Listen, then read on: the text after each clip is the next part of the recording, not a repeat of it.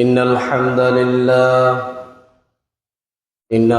لله نحمده ونستعينه ونستغفره ونؤمن به ونتوكل عليه ونعوذ بالله من شرور أنفسنا ومن سيئات أعمالنا من يهده الله فلا مضل له ومن يضلل فلا هادي له أي فلن تجد له وليا مرشدا فقد قال الله تعالى في كلامه المجيد وفي فرقانه الحميد أعوذ بالله من الشيطان الرجيم بسم الله الرحمن الرحيم إن الله وملائكته يصلون على النبي يا أيها الذين آمنوا صلوا عليه وسلموا تسليما اللهم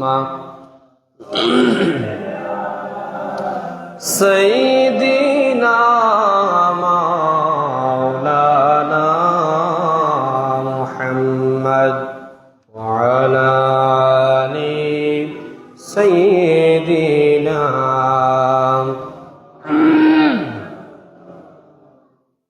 और मोहब्बत बढ़े अल्लाहुम्मा सल्ली अला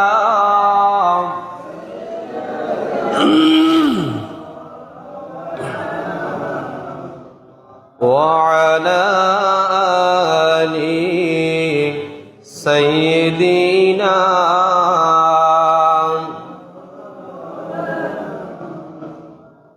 যে মানুষের বেদনায় কেঁদেছিলেন আজীবন মদিনায় সেই মাটি সেই মানুষ যদি এত সুন্দর না জানি তাহলে তুমি কত সুন্দর কত সুন্দর আল্লাহুম্মা সাল্লি আলা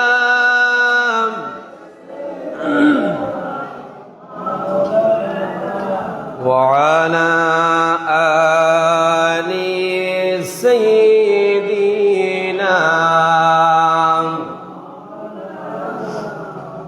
بلغ العلا بكماله كشف الدجى بجماله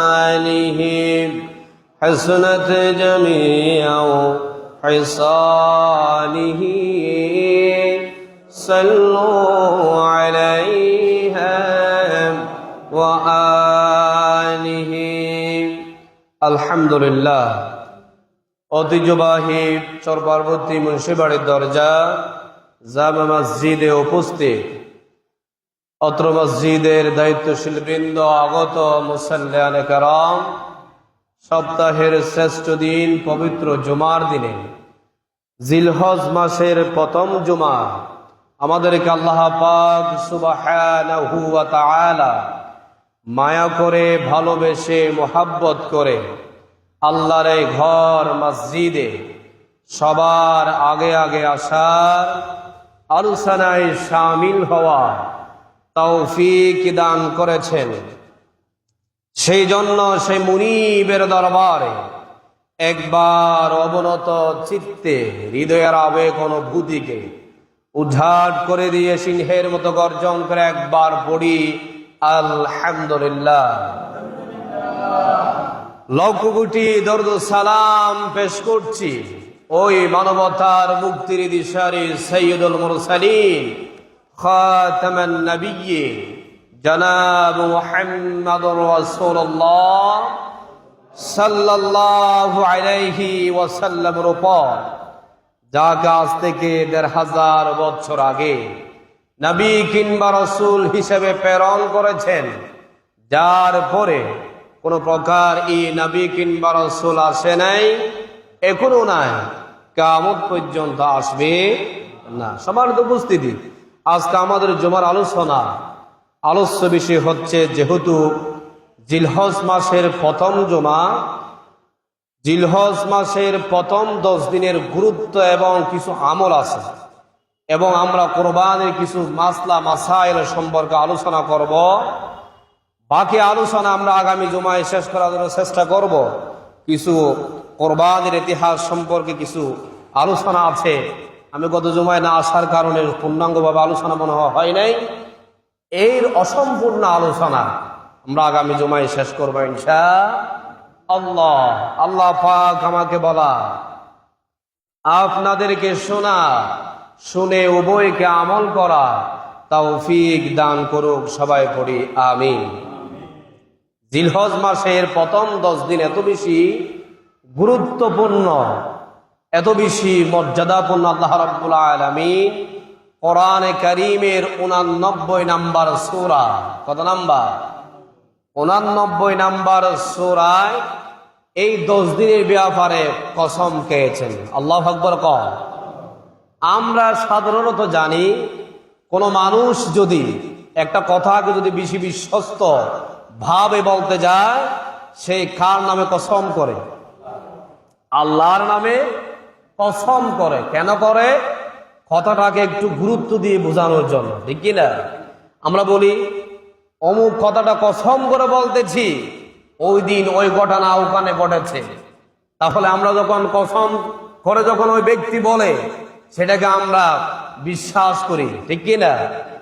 এখন কসম করেছে কোনো দুনিয়ার কোনো মানুষ নয়, যিনি আপনার আমার রব, যিনি আসমান আর জমিনের মালিক, তিনি নিজেই নিজের নামে কসম খেয়েছেন। আল্লাহু আকবার। সেই কসম করে এই 10 দিনের কথা বলেছেন আল্লাহ রাব্বুল আলামিন পবিত্র কোরআনে কারীমের 89 নাম্বার সূরা ফজরের শুরুতে বলেছেন আল্লাহ রাব্বুল আলামিন, ওয়াল ফাজরি ওয়া লায়ালিন আশরি ওয়াশ শাফিঈ ওয়াল ওয়াতরি ওয়াল লাইলি ইযা ইয়াসরিব হাল ফি যালিকা কসামুল লিযি হিজর। আল্লাহু আকবার। আল্লাহ রাব্বুল আলামিন প্রথম বলেছেন ওয়াল ফাজরি। ওয়া যখন একটা শব্দের আগে যখন আছে, এটাকে বলা হয় ওয়া কসমিয়া। ওয়া কি বলা হয়? কসমিয়া। আল্লাহ রাব্বুল আলামিন যখন কোনো কথা শপথ করে বলে, এখানে শব্দের আগে ওয়াটা ব্যবহার করে। সুবহানাল্লাহ। আল্লাহ রাব্বুল আলামিন বলেছেন শপথ ফজরের। শপথ কিসের? ফজরের। ওয়ালায়ালিন আশর, শপথ 10 রাত্রির। শপথ 10 রাত্রির। ওয়াশ-শাফিঈ ওয়াল ওয়াতরি, শপথ জুট এবং বেজুড়ের। আল্লাহু আকবার। কোন ওয়াল লাইলি ইযা ইয়াসরিব, শপথ রাত্রির যখন তা গত হতে থাকে। কি হতে থাকে? গত হতে থাকে। হাল ফি যালিকা কসামুল লিযি হিজর, নিশ্চয় এর মধ্যে শপথ রয়েছে জ্ঞানবান ব্যক্তির জন্য। সুবহানাল্লাহ। আল্লাহ বলেছে এগুলা যারা জ্ঞানীবান ব্যক্তি, তারা এটার উপরে বিশ্বাস করবে আর এটার উপর আমল করার জন্য চেষ্টা করবে। সুবহানাল্লাহ। অধিকাংশ মুফাসসিরদের মতে এখানে ওয়ালায়ালিনা আশরি দ্বারা জিলহজ মাসের প্রথম 10 দিনকে 10 রাত্রিকে বলা হয়েছে ওয়ালায়ালিনা আশর। আশর মানে কত? 10। আশর মানে কত? 10। ওয়ালায়ালিনা আশর। অধিকাংশ মুফাসসিরিনে কেরাম ওয়ালায়ালিন আশর বলতে এখানে বুঝিয়েছেন আল্লাহ রাব্বুল আলামিন জিলহজ মাসের প্রথম 10 দিনের কথা এই আয়াতের মধ্যে উল্লেখ করেছেন। সুবহানাল্লাহ। এরপরে জিলহজ মাসের প্রথম 10 দিন রাত্রি, প্রথম 10 রাত্রি এত গুরুত্বপূর্ণ হওয়ার 2 নাম্বার কারণ। 1 নাম্বার কারণ হলো জিলহজ মাসের প্রথম 10 দিনকে বোঝানো হয়েছে। 2 নাম্বার কারণ হলো জিলহজের প্রথম 10 দিন হচ্ছে জিকিরের দিন। কিসের দিন? জিকিরের দিন। কষ্ট করতে পারেন হুজুর কেন জিকিরের দিন বলা হয়েছে? এই জন্য বলা হয়েছে এই 10 দিনের মধ্যে আল্লাহ রাব্বুল আলামিন ফরজ একটা ইবাদত সেখানে লিপিবদ্ধ করে দিয়েছেন, যে ইবাদতের নাম হলো হজ। যে ইবাদতের নাম কি? হজ। আচ্ছা, হজ কি অন্যান্য কোনো মাসে কি করা যায়? জিলহজ মাস ছাড়া? তাও 10 দিনের ভিতরে করতে হয়। এরপরে গেলে কি হজ হবে? বছরে অন্য কোনো সময় কি হজ করা যায় না। নির্দিষ্ট সময়ে হজটা কি করতে হয়? পালন করতে হয়। যেমন কোরবানি। কোরবানি কি বছরের অন্যান্য মাসে করলে কি হবে? জিলহজ মাসের 10, 11, 12 তারিখ ছাড়া হয় না। এই জন্য আল্লামা হাফেজ ইবনে আসকালানী রাহমাতুল্লাহি আলাইহি তিনি বলেছেন জিলহজ মাসের প্রথম 10 দিনে ইবাদতের মিলন মেলা ঘটেছে। সুবহানাল্লাহ। ইবাদতের কি ঘটেছে? মিলন মেলা। মিলন মেলা কেন বলল? এই জন্য বলেছে হাফেজ হযরত আসকালানী বলেছেন, এই জন্য বললাম বছরের মধ্যে আপনি যে কোনো সময় নামাজ আদায় করতে পারেন, কোনো সমস্যা নাই। বছরের মধ্যে আপনি যে কোনো মাসে আপনি রোজা রাখতে পারেন। ফরজ রোজা রমজানে আদায় করতে হয়, নফল রোজা যদি আপনি আদায় করতে চান অন্যান্য মাসেও আদায় করা যায়, ঠিক কিনা? আপনি যদি যাকাত দিতে চান বছরের অন্য কোনো মাসেও দেওয়া যায়, কিন্তু হজ এমন একটা ইবাদত ইচ্ছা করলে অন্যান্য মাসে করতে পারবেন না। কোরবানি অন্যান্য মাসেও আপনি, অন্যান্য মাস তো দূরের কথা, 10, 11, 12 তারিখ ছাড়া অন্যান্য দিনেও কোরবানি করা যায় না।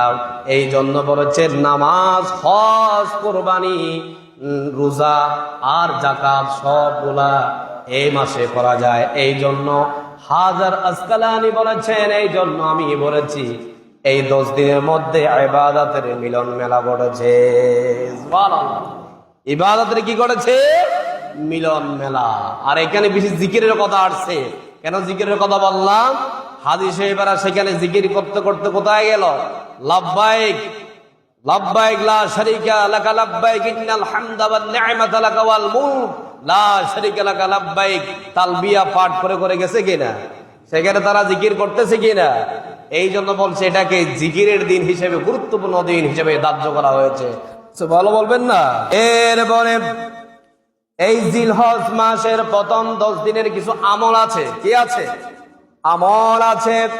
আমরা অনেকে আমলগুলা অনেকে জানি, অনেকে আবার জানি না। প্রতি বছরে তো এই আলোচনাগুলা হয়।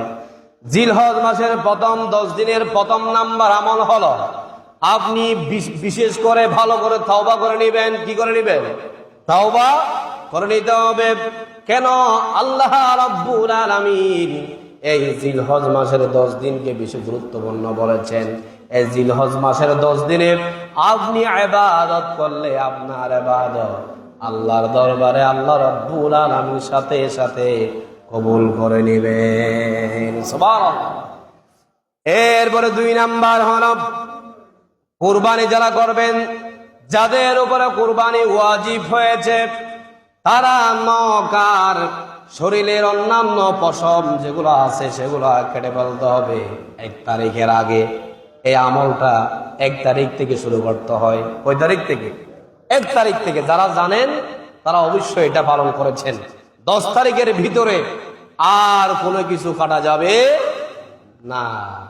আর যদি যারা কোরবানি করবে না তারাও সওয়াবের আশায় না কাটতে পারেন, আল্লাহ পাক আপনাদেরকে একেবারে সওয়াব থেকে মাহরুম করবেন না। এই জন্য যারা কোরবানি করবে তারাও পালন করবে, যারা কোরবানি করবে না তারাও এই সুন্নাহ কি করবে? পালন করবে। 3 নাম্বার আমল হলো জিলহজ মাসের প্রথম দশকে ফরজের ইবাদতের পাশাপাশি বেশি বেশি নফল ইবাদত করতে হবে। অন্যান্য সময় তো আপনি নফল ইবাদত করেন, এই 10 দিনের মধ্যে একটু বেশি করবেন, বাড়িয়ে করবেন, আল্লাহ পাক আপনার ইবাদত সাদরে গ্রহণ করে নেবেন। সুবহানাল্লাহ। 4 নাম্বার আমল হলো ঈদের দিন ছাড়া জিলহজ মাসের 1 তারিখ থেকে 9 তারিখ পর্যন্ত আপনি চাইলে নফল রোজা রাখতে পারেন। কি রোজা? নফল রোজা রাখতে পারেন। বিশ্ব নবী মুহাম্মদ সাল্লাল্লাহু আলাইহি ওয়াসাল্লাম জিলহজ মাসের 1 তারিখ থেকে 9 তারিখ পর্যন্ত রোজা রেখেছিলেন। আপনি ওই সুন্নাহ আমল করতে পারেন। আর যদি যারা লাগাতার 9টা রোজা রাখতে পারবে না তারা যেন আরাফার দিনের 9 তারিখের রোজাটা যেন তারা না ছাড়ে। সুবহানাল্লাহ। এই জন্য 4 নাম্বার আমল হচ্ছে আপনি ধারাবাহিক যদি রাখতেও না পারেন 8 তারিখ বা 9 তারিখ 2টা রেখে দেবেন। যারা 2টাও রাখতে পারবে না তারা কয় তারিখ রাখবে? 9 তারিখ একটা হলো রাখার জন্য চেষ্টা করবেন। কিন্তু কোরবানের দিন রোজা রাখা যাবে, রাখাটা হারাম। রাখাটা কি? হারাম। এই জন্য কোরবানের দিন কেউ রোজা রাখবেন না। 5 নাম্বার আমল হলো জিলহজ মাসের 5 নাম্বার আমল হলো এই মাসের প্রথম দশকে বেশি বেশি আল্লাহর জিকির করবেন। কি করবেন? এই 10 দিনের মধ্যে আল্লাহ রাব্বুল আলামিনের নাম নিয়ে বেশি বেশি জিকির করবেন। আউল ফাউল কোনো জিকির নয়। সুবহানাল্লাহ, আলহামদুলিল্লাহ, ওয়া লা ইলাহা ইল্লাল্লাহ, আল্লাহু আকবার, এতটুকু। ঠিক কি না? এর চেয়ে আর বেশি করার দরকার নেই। নামাজের পাশাপাশি নফল ইবাদতের পাশাপাশি বেশি বেশি কি করতে হবে? জিকির করতে হবে। 6 নাম্বার তাহলিল এবং তাহমিদের তাকবীর বেশি বেশি দিতে হবে। কি দিতে হবে? তাকবীর বেশি বেশি দিতে হবে। 7 নাম্বার হচ্ছে যাদের সামর্থ্য আছে আমরা জিলহজ মাসের মধ্যে হজ আদায় করে নিব। এটা তো যারা সামর্থ্য আছে তারা আগে থেকে চলে গেছে। ঠিক কি না? এই জন্য আমরা আগামীর জন্য প্রস্তুতি গ্রহণ করব। ঠিক কি না? মনের মধ্যে যদি আপনার লক্ষ্য উদ্দেশ্য যদি ঠিক থাকে আল্লাহ পাক আপনাকে একদিন কবুল করবে। সুবহানাল্লাহ। আমাদের লক্ষ্য উদ্দেশ্য আছে না নেই? আল্লাহর ঘর তাওয়াফ করা, জিয়ারত করার উদ্দেশ্য আছে না নাই? আছে। আল্লাহ আমাদের আশাকে আল্লাহ পাক এই জিলহজ মাসের 10 দিনের মধ্যে আমরা দোয়া করতেছি, আল্লাহ যেন আমাদের দোয়া কবুল করে নেয়। সবাই আমিন। 9 নাম্বার আমল হলো তাকবীরে তাশরিক। আইয়ামে তাশরিকের দিন, আইয়ামে তাশরিকের দিনই বেশি বেশি তাকবীর দিতে হবে। 9 তারিখের ফজর থেকে শুরু করতে হবে, 13 তারিখের আসর পর্যন্ত তাকবীর দিতে হবে। ঠিক কিনা? 9 তারিখের ফজর থেকে তাকবীর শুরু হবে, শেষ করতে হবে কোথায়? 13 তারিখের আসরে। এই তাকবীর আমাদেরকে অবশ্যই দিতে হবে। পুরুষ যারা আছে তারা দিবে জোরে জোরে। পুরুষ যারা আছে তারা দিবে কি? জোরে জোরে। আর আমার মায়েরা যারা আছে তারা দিবে কি? তারা দিবে আস্তে আস্তে। ঠিক কি না?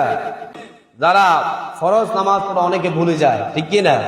আপনি যদি মসজিদের ভিতরে বা সুন্নত নামাজ পড়েছেন, মনে নাই হঠাৎ করে আপনি দিনে দিনে যে নামাজ পড়তেছেন, ফরজ নামাজের উপর আপনি তাকবীর দেওয়ার জন্য আপনার স্মরণ ছুটে গিয়েছে, তাহলে আপনি যখন সুন্নত পড়েছেন এরপরে মনে হয়েছে সাথে সাথে দিয়ে দিবেন। যখন আপনি মসজিদ থেকে বের হয়ে গিয়েছেন আর দিতে হবে না, আর দিতে হবে না, বাইরে দিতে হবে না।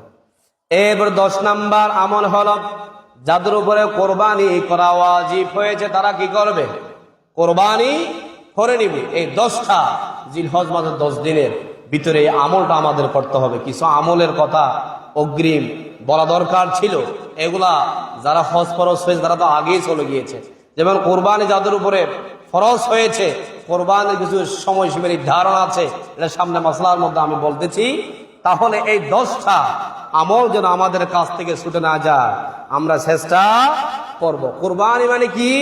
আল্লাহর নৈকট্য হাসিল করা। কোরবানি মানে কি? আল্লাহর নৈকট্য হাসিল করা।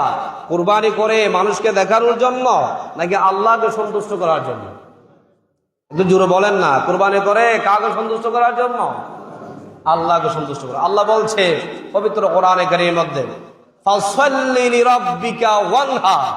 আল্লাহ বলছে আমার বান্দারা কোরবানি করবে শুধুমাত্র সালাত এবং কোরবানি আমি রবকে খুশি করার জন্য করবে। সুবহানাল্লাহ।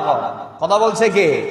আল্লাহ রাব্বুল আলামিন কোরআনে কারীমের এক জায়গায় বলছেন, কুল ইন্না সালাতি ওয়া নুসুকি ওয়া মাহয়ায়া ওয়া মামাতি লিল্লাহি রাব্বিল আলামিন।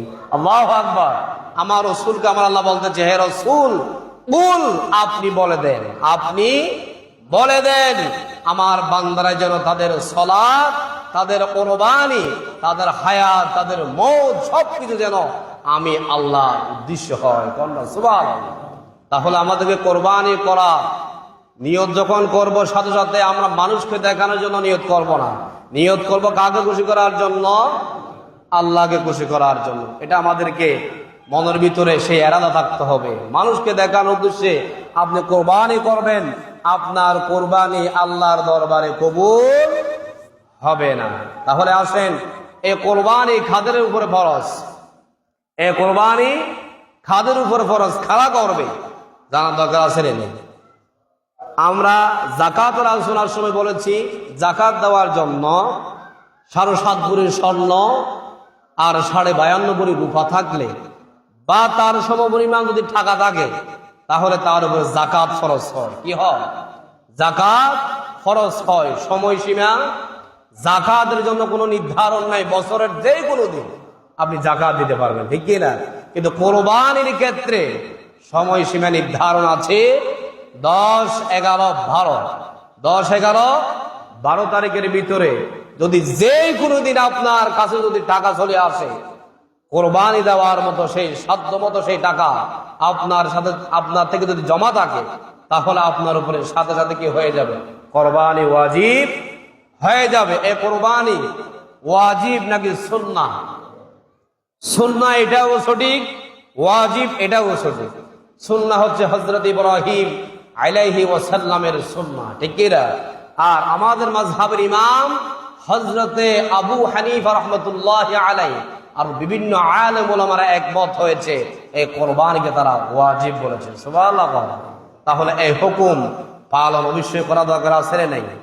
আছে। তাহলে কোরবানি করার ক্ষেত্রে 10, 11, 12 তারিখের ভিতরে নেশাব পরিমাণ যদি আপনার কাছে টাকা থাকে, নেশাব মানে 7.5 ভরি স্বর্ণ, অনেক টাকা, এটা বাদে দিলাম, কম টাকা যেটা এটা ধরি, 52.5 ভরি রূপার দাম 50 থেকে 60,000 টাকা, ঠিক কি রে? তাহলে এত টাকা যদি আপনার পরিবারের খরচ মিঠানোর পরে যদি আপনার কাছে যদি কিছু টাকা জমা থাকে, যাকাতের ক্ষেত্রে 1 বছর জমা থাকতে হয়, কোরবানির ক্ষেত্রে 1 বছর জমা থাকা লাগে না। কোরবানির ক্ষেত্রে যদি 10, 11, 12 তারিখের ভিতরে টাকা আসে, আপনার উপরে সাথে সাথে কোরবানি কি ওয়াজিব, 1 বছর রাখতে হবে না। যাকাতের ক্ষেত্রে কিন্তু ওই টাকা 1 বছর কি থাকতে হয়? মজুদ থাকতে হয়। কোরবানির ক্ষেত্রে মজুদ থাকতে হয় না। এখন আসেন, অনেকে যেমন বাসার মধ্যে অনেকে টাকা আছে বা অনেকের টাকা নাই, অনেকের টাকা আছে অনেকের টাকা নাই, কিন্তু সম্পদ আছে। কি আছে? সম্পদ আছে। এগুলা হিসাব করতে হবে। কেন নেশাবের মধ্যে এগুলো কি করতে হবে? হিসাব করতে হবে। আপনার বাসার মধ্যে আপনি ব্যবহার করেন না অনেক জিনিস আছে, আপনি বাসার সৌন্দর্যের জন্য এগুলো সাজিয়ে রেখেছেন, কিন্তু এগুলো যদি আপনি বছরে একবারও ব্যবহার না করেন, ওই জিনিসের টাকাও হিসাব করে নেশাবের মধ্যে কি করতে হবে? অন্তর্ভুক্ত করতে হবে। এবার উদাহরণ দিই, আপনার বাসার মধ্যে অনেক ডেকচি আছে না নেই? অনেক মানুষ আছে, অনেক মহিলারা আছে, ডেকচি গুলা কিনে রাখে, বছরে একবারও ব্যবহার করে না, সুন্দরের জন্য সেইগুলা বাসার মধ্যে সাজিয়ে রাখে। আপনি যেগুলো ব্যবহার না করেন, ওই ডেকচিও টাকা হিসাব করে এখানে অন্তর্ভুক্ত করতে হবে। কোথায়? নেশাবের মধ্যে কি করতে হবে? অন্তর্ভুক্ত করতে হবে। যেমন আপনার কাপড় 5টা হলে চলে, আর 2টা জামা আপনি পড়েনও না, সুন্দরের জন্য নিয়েছেন, পড়া হয় না, ওইগুলাও যদি না পড়ে থাকেন, ব্যবহার না করে থাকেন, সেটাও টাকা হিসাব করে কোথায় যোগ করতে হবে? নেশাবের মধ্যে অন্তর্ভুক্ত করতে হবে। যেমন আপনার 2টা প্লট আছে, আপনি একটা প্লট দিয়ে আপনার সাংসারিক কাজগুলা সবগুলা কি করেন, ম্যানেজ করেন। আরেকটা প্লট আছে, সেটা আপনি সেই টাকাগুলা ব্যবসার উদ্দেশ্যে সেই টাকাগুলা নেন, ওই টাকাগুলা ব্যাংকে জমা রাখেন বা বিভিন্ন ব্যবসায়িক কাজে লাগান, তাহলে ওই টাকাগুলাও আপনার থেকে নেশাবের মধ্যে কি করতে হবে, অন্তর্ভুক্ত করতে হবে। এই জন্য আমাদেরকে কোরবানির মাসালা কিন্তু খুব একেবারে জটিল। অনেকেই টাকা নাই বলে চালিয়ে দেয়, আমার ঋণ আছে।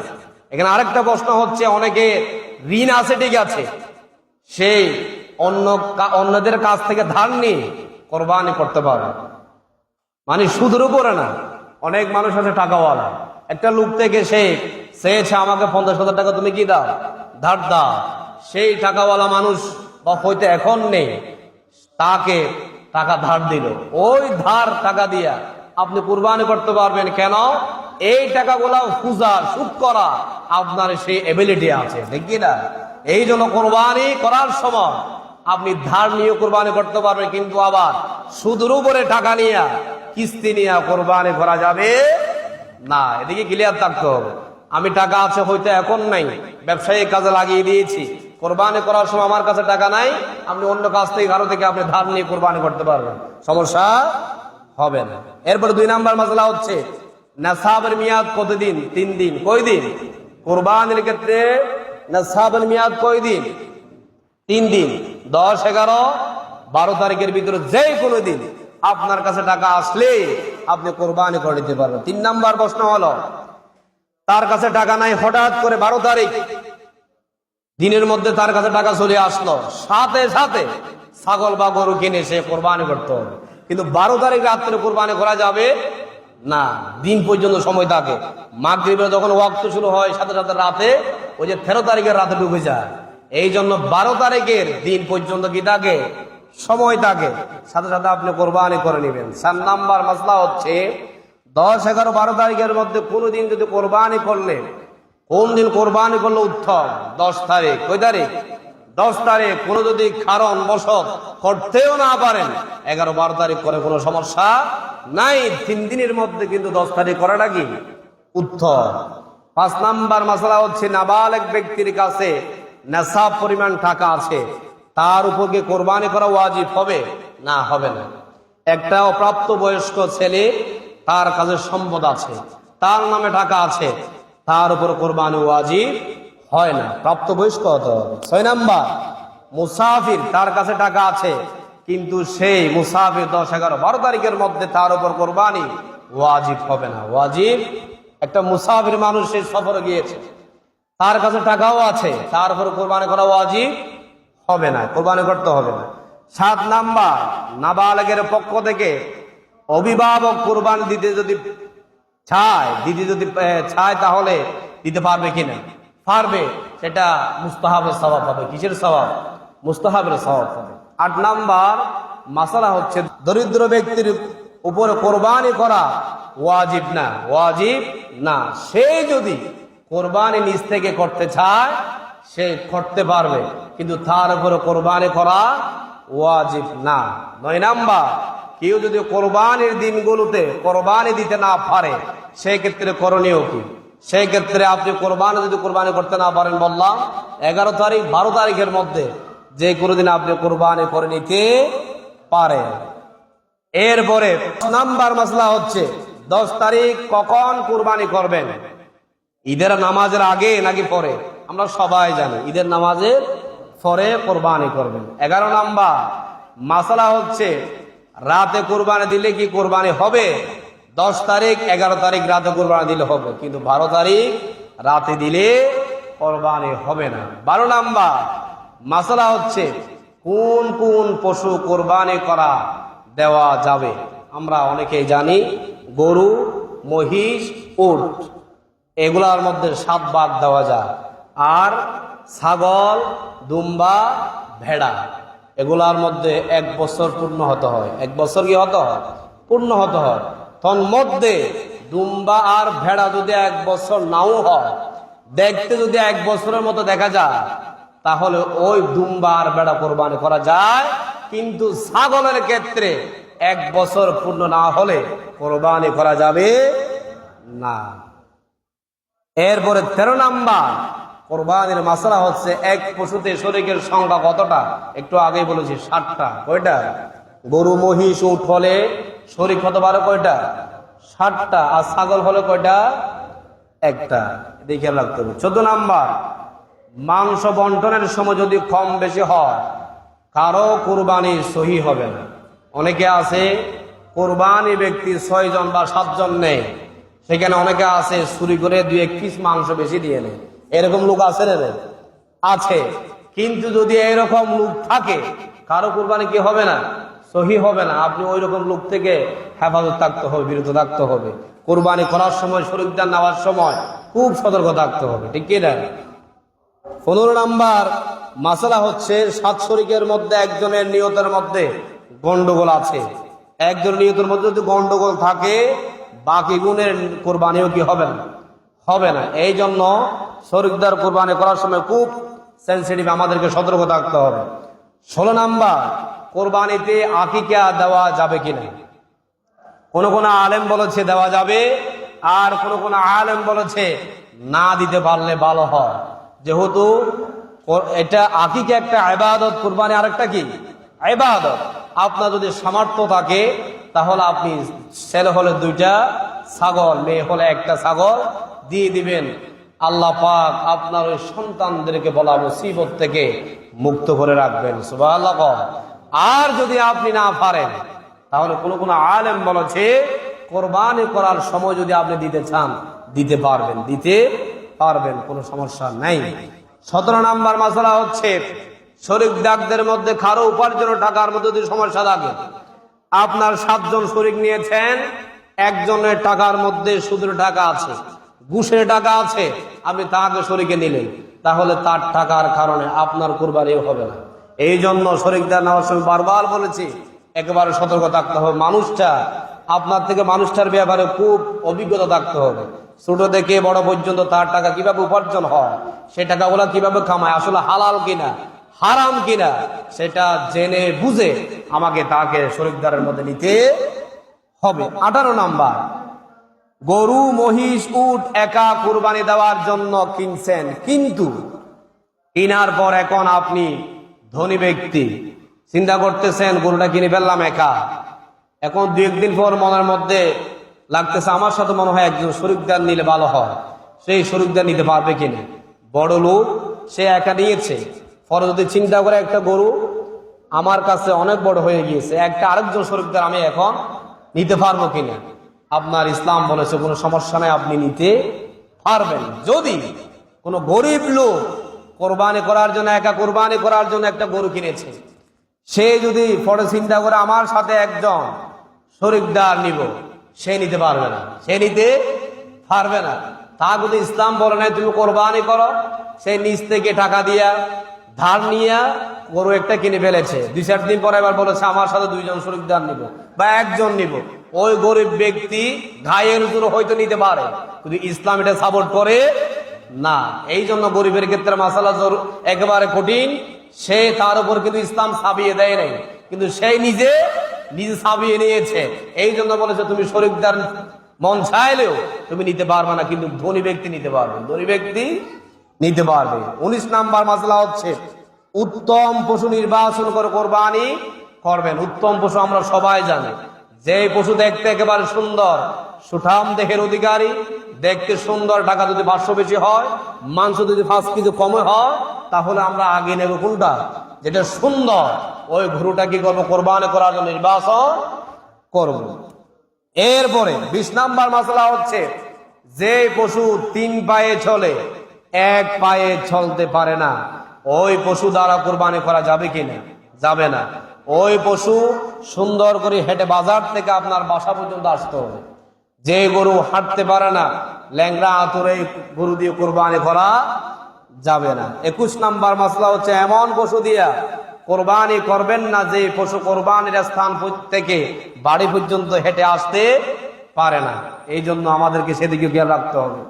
22 নাম্বার মাসলা হচ্ছে এমন পশু দাঁত নাই এবং কিছু দাঁত আছে, কিন্তু গাছ খাইতে পারে না, সেই গরু দিয়া কোরবানি করা জায়েজও নাই।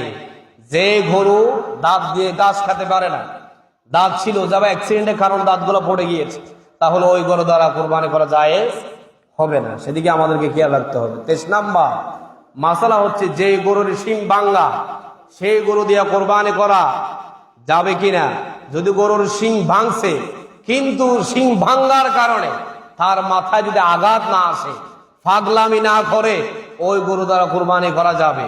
কিন্তু যদি শিং ভাঙ্গার কারণে ব্রেনে যদি সমস্যা হয়, ওই গরু দিয়ে কোরবানি করা যাবে না। 24 নাম্বার মাসালা হচ্ছে, গরুর লেজ অথবা কান কাটা থাকলে কোরবানি করা জায়েজ হবে না। আপনার থেকে সেদিকে খেয়াল রাখতে হবে, লেজ কাটা কান কাটা সেই গরুগুলো আমরা ক্রয় করব না, সেদিকে খেয়াল রাখতে হবে। এরপরে 25 নাম্বার কোরবানির মাসালা হচ্ছে, অন্ধ পশু দ্বারা কোরবানি করা যাবে কিনা। এক চোখ ভালো আরেক চোখ অন্ধ, ওই পশু দ্বারা কোরবানি করা যাবে কিনা, যাবে না। ওই পশু দ্বারা কোরবানি করা যাবে না, অন্ধ পশু দ্বারা কোরবানি করা যাবে না। 26 নাম্বার হারিয়ে যাওয়া পশু, একটা হারিয়ে যাওয়ার পর আপনি আরেকটা ক্রয় করেছেন।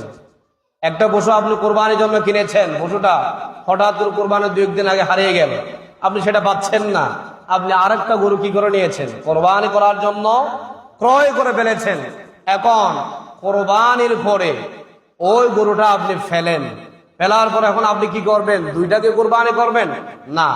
কোন ধনী ব্যক্তি যদি একটা গরু কেনার পর ওইটা হারিয়ে যায়, আরেকটা কিনে ফেলে, ওইটা কোরবানি করে, পরবর্তী যেটা হারিয়ে গেল ওটা যদি আবার পায়, ওটা যে কোনো কাজে ব্যবহার করতে পারে, কোনো সমস্যা নাই। এবার আসেন গরিবের ক্ষেত্রে মাসালা। গরিব ব্যক্তি একটা কোরবানি করার জন্য কোরবানি কিনল, সে কোরবানি করার আগে গরুটা হারিয়ে গিয়েছে। এখন ওই ব্যক্তি আবারও আরেকটা গরু কি করেছে, কোরবানি করার জন্য কিনে ফেলেছে। সে এটা আবার যেটা হারিয়ে গিয়েছে এটা কোরবানির পরে পেয়েছে, ওই গরু সে নিজের খাতে ব্যবহার করতে পারবে না, এটা সদকা করতে হবে। এটা কি করতে হবে, সদকা করতে হবে, নিজে ব্যবহার করতে পারবে না। ধনী লোক পারবে, গরিব লোক পারবে না। তার উপরে ইসলাম কিন্তু ছাপিয়ে দেয় নাই, সেই নিজে নিজে নিজের উপরে কি নিয়েছে, সাপগুলা নিয়েছে। এই জন্য ইসলাম তার জন্য মাসালা দিয়েছে কঠিন, সেই গরুটা ব্যবহার করতে পারবে না, সেটা সদকা করে দিতে হবে। 27 নাম্বার মাসালা হচ্ছে, গরিব ব্যক্তির কোরবানির পশু, ওই একটু আগেই বলেছি যেটা, ওইটা গরিব ব্যক্তি যদি কোরবানি করার জন্য গরু কিনে ওটা হারিয়ে যায়, ওটা কি করতে হবে, সদকা করে দিতে হবে। 28 নাম্বার, যদি বিক্রেতা কোরবানির পশুর বয়স পূর্ণ হয়েছে, মিথ্যা কথা বলে আপনাকে গরুগুলা বিক্রি করে দিয়েছে, এরকম লোক আছে না নাই? গরুর দাঁত পড়ে নাই, সে বলে যে এটা 2টা দাঁত পড়েছে, এটার বয়স হয়েছে, আপনি এটা নিয়ে যান, তাহলে আপনার কোরবানি হয়ে যাবে, কিন্তু গুনাহগারের ভাগীদার হবে ওই বিক্রেতা। গুনাহগারের ভাগীদার হবে কে, ওই বিক্রেতা, আপনার কোনো সমস্যা হবে না। 29 নাম্বার মাসালা হচ্ছে, পশুকে জবাই করা উত্তম কোথায়, যেখানে পারেন সেখানে জবাই করতে হবে, কোনো সমস্যা নাই, এটা নিজের কাছে, আপনার যেখানে মন চায় সেখানে আপনি জবাই করতে পারবেন। এরপরে 30 নাম্বার মাসালা হচ্ছে, অনেক সময় জবাইকারীর জবাই সম্পূর্ণ না হয়, অনেক আবার কষাই আছে তারা কি করে দেয়, জবাই করে দেয়, এরকম আছে না নাই? হুজুর জবাই করেছে, এরপর হুজুর চলে এসেছে, ওটা আবার দাঁড়াই গেছে, আছে না নাই? এবার কি করে, কষাই বলে কি করে দেয়, জবাই করে দেয়। এগুলো জায়েজ আছে কিনা, জায়েজ আছে, কিন্তু যে কষাই জবাই করবে তার থেকেও আল্লাহর নাম নিতে হবে, বিসমিল্লাহি তাআলা তাকবীর, আল্লাহু আকবার। হুজুরে যেভাবে বলেছে আপনার থেকে সেভাবে বলতে হবে, তাহলে জায়েজ হবে। কষাই যদি কোনো কথা না বলে, তাকবীর না বলে, এমনের উপর যদি ছুরি চালিয়ে দেয়, ওটা কোরবানি করা জায়েজ হবে না। কিন্তু পশু জবাই করতে হবে কার নামে, আল্লাহর নামে। কোনো বান্দার নামে কোরবানি, কোনো বান্দার নামে নাম ধরে জবাই করা, এটা হারাম, এটা কি হারাম। এরপরে 31 নাম্বার মাসলা হচ্ছে, কোরবানির পশু দিয়া নিজের হাল সাজ করা যাবে কিনা, যাবে না। যদি আপনি ভুল করে হাল সাজ করে ফেলেছেন, একটা গরু আপনি কিনেছেন, হাল সাজ কোরবান আসতে 1 সপ্তাহ আছে, এখন আপনি কি করতেছেন, কোরবানির গরুটা নামিয়ে দিয়েছেন কোথায়, হাল সাজ করার জন্য। এরকম অনেক মানুষই আছে। তো এখন কি তার করণীয় হচ্ছে, প্রথম কথা হচ্ছে, সে গরু দিয়ে হাল সাজ করতে পারবে না, যদি ভুলক্রমে করে ফেলে, যে আপনি মানুষ থেকে একটা গরু এনে যদি হাল চাষ করেন, যত মজুরি দেওয়া লাগে ওই টাকাগুলা হিসাব করে আপনার থেকে সদকা করে দিতে হবে। কি করতে হবে? সদকা করে টাকাগুলা সদকা করতে হবে, তাহলে আপনার কোরবানি কি হয়ে যাবে? হালাল হয়ে যাবে। এরপরে 32 নাম্বার মাসলা হচ্ছে 7 শরীকের মধ্যে যে কোনো একজন হঠাৎ মারা গিয়েছে। অনেক সময় 7 শরীক আপনি নিয়েছেন, যিনি শরীকদা সে কি গিয়েছে? মারা গিয়েছে। এখন যদি তার পরিবার থেকে অনুমতি নিতে হবে, তারা যদি চায় কোরবানি আমরা করব, তাহলে সমস্যা নেই। যদি বলে আমরা কোরবানি করব না, আর আমাদের কোরবানির টাকাগুলো আমাদেরকে দিয়ে দেন, তাহলে বাকি যারা থাকবে তাদের থেকে এটা সমঝোতা করে টাকাগুলো নিয়ে তাদেরকে দিয়ে দিতে হবে। যদি তাদের সাথে যদি বলে তোমার বাপ নিয়েছিল, বাপ তো মারা গিয়েছে, আমরা কোরবানি করেই ফেলবো, গায়ের যদি করেন, তাহলে সবার কোরবানি কি হয়ে যাবে? নষ্ট হয়ে যাবে। তাদের পরিবারের সাথে কথা বলে তাদেরকে সেই টাকাগুলো ফিরিয়ে দিতে হবে, ঠিক কিনা? এরপরে মৃত ব্যক্তির জন্য কোরবানি করা জায়েজ আছে কিনা? আছে, করতে পারবেন যদি মন চায়। মৃত ব্যক্তির জন্য কোরবানি করা জায়েজ আছে। যদি কোনো মৃত ব্যক্তি আপনাকে ওসিয়ত করে যায়, অনেক ছেলে আছে পয়সাওয়ালা, বাবা বলেছে বাবারে আমি তো দুনিয়া থেকে চলে যাব, যদি আমি দুনিয়া থেকে চলে যাই আমার নামে তোমরা প্রতি বছর একটা করে কি করবা? কোরবানি করবা। তাহলে ওই মাংসগুলা আপনার থেকে কি করতে হবে? সদকা করতে হবে। কি করতে হবে? দান করতে হবে। আর যদি ওসিয়ত করে না যায়, আপনি নিজ থেকে করেন, তাহলে ওই মাংস নিজে খেতে পারবে, কোনো সমস্যা হবে না। এরপরে 34 নাম্বার মাসলা হচ্ছে কোরবানির মাংস 3 দিনের অধিক রাখা যাবে কিনা? যাবে। অনেকে বলে কোরবানির মাংস 3 দিনের মধ্যে খেয়ে ফেলতে হয়, এগুলা রাখলে কোরবানি হবে না, এরকম কোনো কিছু কিছু মাসলা আমরা শুনি কিনা? শুনি, কিন্তু এটা সঠিক নয়। আপনি কোরবানির মাংস আপনি যেমন মন চায় তেমন করে খেতে পারবেন, কোনো সমস্যা নাই। 35 নাম্বার মাসলা হচ্ছে কোরবানির মাংস 3 ভাগে ভাগ করা না করে সব নিজে খেতে পারবে কিনা? খেতে পারবেন, কিন্তু কথা আছে, আপনি যদি সবাইকে দিয়ে খান, গরিব মিসকিনদেরকে একটু দেন, আত্মীয় স্বজনকে একটু দেন, নিজেদের একটু খান, তাহলে আপনার মন মানসিকতা ভরণের পরিচয়টা পাওয়া যাবে। যদি আপনি নিজে খেয়ে ফেলেন, তাহলে একটা কৃপণতার পরিচয় পাওয়া যায়। খেতে পারবেন, কিন্তু সবাইকে দিয়ে খাওয়াটা ভালো। সবাইকে দিয়ে খাওয়াটা কি ভালো। 36 নাম্বার মাসলা হচ্ছে কোরবানির মাংস বিক্রি করা জায়েজ আছে কিনা? একদম নাই। কোরবানির মাংস বিক্রয় করা যাবে, কোন অবস্থাতে বিক্রি করা যাবে না। দান করতে পারবেন, নিজে খেতে পারবেন, কোনো সমস্যা নেই। 37 নাম্বার মাসলা হচ্ছে জবাইকারী বা কসাইদেরকে আপনি গরুর চামড়া পারিশ্রমিক হিসাবে দেওয়া যাবে কিনা? যাবে না। আপনি যারা গরুটা যারা সেলাই করে, যারা গরুটা একটু আপনাকে কাটি দেয়, এখন তাদেরকে আপনি পারিশ্রমিক দিতে হবে, টাকা পারিশ্রমিক দিতে হবে, কি টাকা।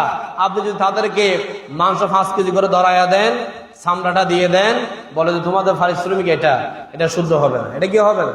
আপনি মাংস দিলেও দিতে পারেন, না দিলেও কোনো সমস্যা নাই, কিন্তু তাদের টাকা বেতন এটা দিয়ে দিতে হবে, ঠিক কিনা? মাংস দিবেন, চামড়া দিবেন, এটা পরের কথা, ঠিক কিনা? কিন্তু তাদেরকে পারিশ্রমিক হিসাবে টাকা দিতে হবে। এরপরে 38 নাম্বার মাসলা হচ্ছে এক পশুর সামনে আরেক পশু জবাই করা যাবে কিনা? যায়, কিন্তু না করাটা ভালো। একটা পশুর সামনে যদি আরেকটা পশু জবাই করেন, সে যদি দেখে একটু ভয় পেতে পারে, এই জন্য একটু আড়ালে করাটাই কি ভালো। যদি জায়গার সংকোচ হয় তাহলে করতে পারবে, কোনো সমস্যা নাই, না করাটা কিন্তু ভালো। 39 নাম্বার মাসলা হচ্ছে কোরবানির মাংস অন্য ধর্মের লোককে দেওয়া যাবে কিনা? যাবে। যারা ইসলামের প্রতি যদি একটু ধাবিত হতে চায়, যারা দেখা যাচ্ছে আগামীতে আপনার পাশে হিন্দু বাড়ি আসলে নেই, অনেক মুসলমানের পাশে হিন্দু বাড়ি আছে, তারা দেখা যায় ইসলাম সম্পর্কে অনেক কিছু জানে, দেখা যাচ্ছে সেই আস্থা ইসলামের দিকে ধাবিত হতে পারে। সে যদি আপনার ধারণা থাকে, সে যদি আপনার থেকে মাংস চায়, তাকে দিতে পারবে, কোনো সমস্যা নেই। 40 নাম্বার মাসলা হচ্ছে অন্যজনের কোরবানি ওয়াজিব কোরবানি আরেকজনে দিতে পারবে কিনা? পারবে, যদি সেই বলে দিতে পারবে, যদি সেই না বলে নিজ থেকে করার দরকার নাই, যদি বলে দিতে পারবে, কোনো সমস্যা নেই। 42 নাম্বার মাসলা হচ্ছে সুদের উপরে ঋণ নিয়ে টাকা নিয়ে কোরবানি করা যাবে কিনা? এটা তো যাবে না, সবাই জানে, ঠিক কিনা? সুদের টাকা দিয়ে কোরবানি করলে কোরবানি হবে? হবে না। এই জন্য হালাল টাকা দিয়ে কোরবানি করতে হবে, সুদের উপরে টাকা নিয়ে যাবে না। 42 নাম্বার একদম সর্বশেষ মাসলা হচ্ছে, সামর্থ্যবান ব্যক্তি যদি রাসূল সাল্লাল্লাহু আলাইহি ওয়াসাল্লামের জন্য কোরবানি করতে চায়, সেই কোরবানি করতে পারবে কিনা? পারবে, কোনো সমস্যা নেই। অনেকে গরু একটা কিনেছে বড়, শরীর গরম মাঝে যা আছে সবার নাম বলেছে, কিন্তু এক ভাগ কি আছে উপরও না, সে বলছে এটা আমি আল্লাহর ওয়াস্তে আল্লাহর নবীর নামে দিয়ে দেবো, কোনো সমস্যা নাই, আপনি দিতে পারবেন। এই জন্য কোরবানি করার ক্ষেত্রে মাসালাগুলো আমাদের অবশ্যই জানতে হবে। অনেকে মাসালাগুলো জানে না। কোরবানি আমরা মনে করি কোরবানি করা মানে হচ্ছে গরু একটা কিনা, টাকাগুলা কি ফিউর আছে নাকি এগুলা হালাল নাকি হারাম টাকা, এগুলা দেখার দরকার নাই। এটা চিন্তা করেন, তাহলে আপনার কোরবানির মধ্যে সমস্যা হবে। তাহলে আপনি আল্লাহকে খুশি করার জন্য কোরবানি করেন নাই, আপনি কোরবানি করেছেন মাংস খাওয়ার জন্য। কি খাওয়ার জন্য? মাংস খাওয়ার জন্য। আল্লাহর কাছে কোরবানির রক্ত মাংস কিছুই পৌঁছবে না, শুধুমাত্র আল্লাহর কাছে পৌঁছে তাকওয়া। কি পৌঁছে? তাকওয়া। আপনি খাগে বই করে কোরবানিটা করেছেন, সেটাই আল্লাহর কাছে পৌঁছে যাবে। এই জন্য সবাইকে বলবো, মাসালাগুলো আজকে বলতেছি, সামনে সময় আছে আর এক সপ্তাহ, কত? আগামী শনিবারে ঈদ উল আজহার নামাজ ইনশাআল্লাহ অনুষ্ঠিত হবে, ঠিক কিনা? এটা আমাদের ধর্ম উপদেষ্টাও বলেছে। আমরা তারিখ অনুযায়ী হিসাব করলেও দেখা যায় আজকে হচ্ছে 2 তারিখ, আর ওই মাসের কয় তারিখ? 2 তারিখ। আমরা আরেকটা জমা পাবো, এর পরের দিনে ঈদ উল আজহা অনুষ্ঠিত হবে। এই জন্য কোরবানি করার জন্য আমরা মাসলাগুলা মনে রেখে, যদি ভুলে যান হুজুরদের থেকে আবারও জিজ্ঞেস করে গরুর বাজারে যাবেন। অনেকে গরুর বাজারে যায়, গরু কিনতে পাগল হয়ে যায়, নামাজও পড়ে না, আছে রে নেই? সেই গরু নিয়ে পাগল, যারা বিক্রেতারা আরো পাগল, আছে রে নাই? গরু নিয়ে সে ব্যস্ত, নামাজ তো আর পড়া পড়ে না, এখন শুধু টাকা ইনকাম করা। তার উদ্দেশ্য হচ্ছে কি? গরু আনবে 10টা 12টা, 14 লাখ টাকা ওখানে ইনভেস্ট করছে, এবছর 2 লাখ টাকা কি করতে হবে? লাভ করতে হবে, সেটা নিয়ে ব্যস্ত, আছে রে নাই? এই জন্য বিক্রেতা যেটা নামাজি, অন্তত আপনার পরিচিত ওই ব্যক্তি থেকে আপনি গরু কেনার জন্য চেষ্টা করবেন। মদপুর গাজাটি আছে না, গরু ব্যবসা করে, নামাজ পড়ে না, দোয়া পড়ে না, বাড়ির মধ্যে যায় না, গরু রাখে রোডে, সেখানে পড়ে থাকে, তার কাজ হচ্ছে শুধু টাকা ইনকাম করা। আমরা ব্যক্তি দেখে, বিশেষ করে ঘরোয়া গরু দেখে কেনার জন্য চেষ্টা করব। আল্লাহ পাক এই মাসলাগুলা আমল করে আমাদেরকে কোরবানি করা তৌফিক দান করুন। সবাই বলে আমিন। আমা তৌফিকি ইল্লা বিল্লাহ। আসসালামু আলাইকুম ওয়া রাহমাতুল্লাহ।